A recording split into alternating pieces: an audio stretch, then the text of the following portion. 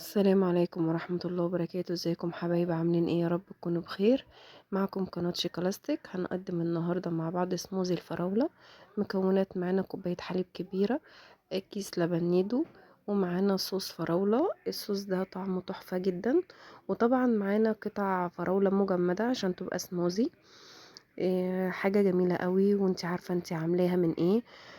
مكوناتها بسيطة جدا وموجودة في اي بيت، وصحية جدا طبعا. هنبتدي نحط مع بعض الفراولة في الخلاط، وبعد كده هنحط عليها اللبن الحليب، وبعد كده هنحط عليها اللبن النيدو زي ما انتوا شايفين. لو كنتي وصلتي للحظة ديت معايا، فأتمنى ان انتي تعملي لايك وشير وسبسكرايب للقناة، وتفعلي الجرس عشان يوصلك كل جديد. هنحط مع بعض كيس اللبن النيدو،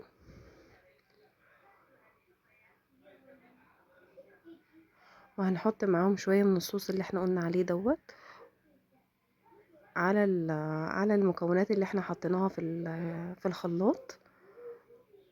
وبعد كده هنحط السكر، ده حسب الرغبة. انا بالنسبة لي بعمل الحاجة سكرها خفيف، لان اللبن مسكر واللبن النيدو فيه سكر، فلو حطيت سكر كتير هيبقى الموضوع كتير بالنسبة لي. انا بالنسبة لي دول زي يعني تمام قوي في الكمية اللي انا عاملاها.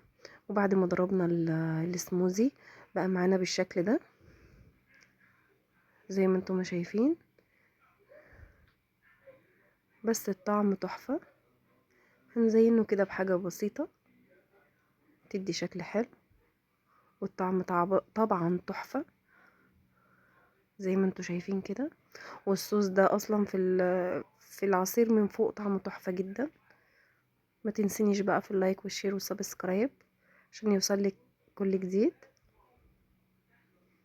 وده الشكل الاخير بتاعنا. الشكل تحفة والطعم تحفة، مش هتروحي تشربيه من بره تاني، مش هتشتريه من بره تاني. والسلام عليكم ورحمة الله وبركاته.